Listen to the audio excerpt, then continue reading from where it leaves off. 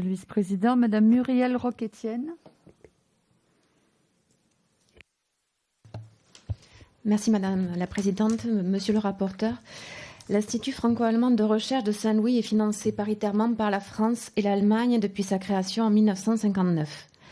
La contribution française est fixée à 23,244 millions d'euros dans le PLF pour 2021, principalement pour permettre la réalisation de travaux exceptionnels de désamiantage et pour refléter l'évolution des salaires des agents publics en Allemagne.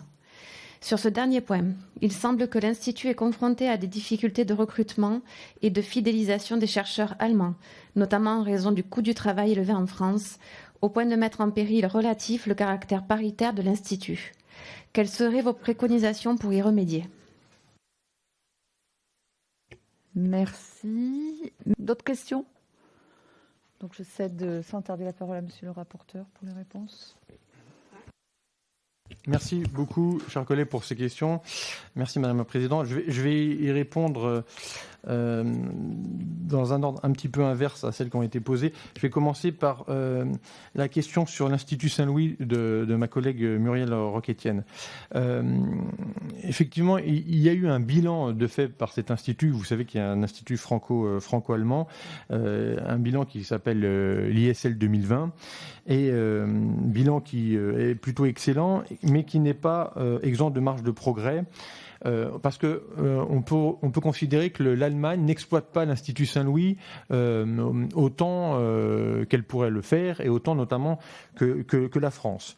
Il y a un plan qui s'appelle Ambition 2030 pour le futur, et ce futur plan vise aussi à rééquilibrer le ratio français-allemand parmi les effectifs de l'ISL. Donc on a une interrogation sur, tout simplement, les effectifs, les chercheurs, la nationalité des chercheurs qui travaillent à l'Institut Saint-Louis.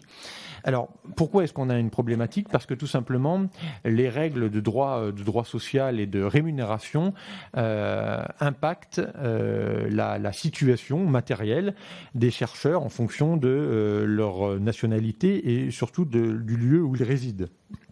Donc on a une solution qui consisterait à augmenter le salaire net des salariés de l'ISL qui résident en Allemagne sans modifier les grilles salariales de l'Institut.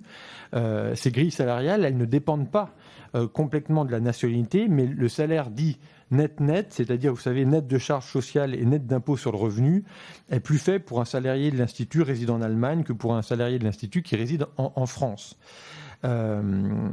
Donc, on pourrait, et c'est la démarche que je vais entreprendre, on pourrait faire en sorte que les salariés de l'ISL qui résident en Allemagne relèvent du système social allemand grâce aux stipulations du règlement européen du 29 avril 2004 sur la coordination des systèmes de sécurité sociale, et ça réglerait une partie des problèmes, mais encore faut-il que ces personnels aient le droit à cette dérogation qu'il faudra donc demander et actionner à l'égard donc de la Commission européenne.